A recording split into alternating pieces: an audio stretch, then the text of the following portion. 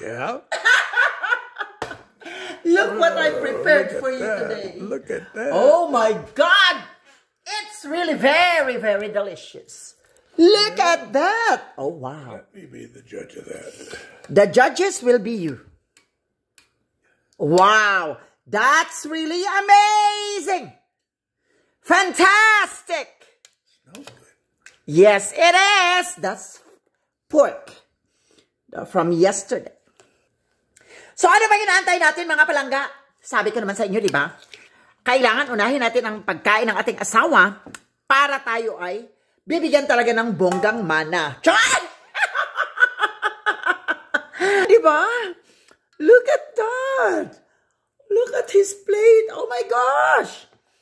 Lami. I guess. I guess. I haven't taken it yet. So try it first before you say lami. Okay? Lami kayo. Diba? So yun na nga ang sinasabi ko mga palangging-ging. Diba? Kailangan sa lahat ng oras, i-prioridad natin ang ating mga bana. Para hindi tayo iwanan din tayo ng bonggang mana. Yan ang sabi ko sa iyo dahil nanalo si Roberto kanina sa sabong. Ayan. Ang sarap ng ulam natin today. Diba? Ano siya, parang, hindi ko alam anong luto to, no? This is pachamba. This is my own personal recipe. Binabad ko lang siya ng, minarinate ko lang siya ng suka, ng toyo. And this is the result. Hinaluan ko siya ng sauce ng, what do you call that sauce? Menudo, or, whatever is it? The caldereta sauce.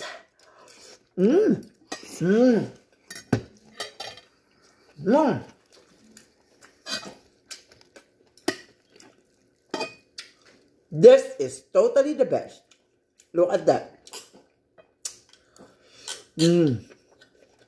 Ang sarap.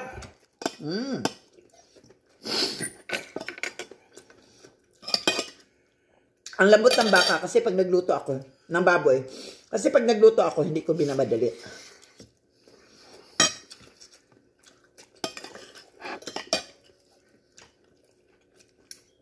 Matagal talaga siyang pinapakuluan. Matagal siyang nasa apoy.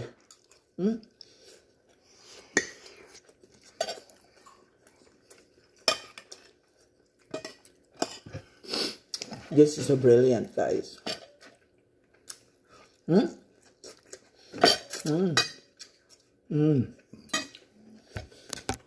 Oh my God.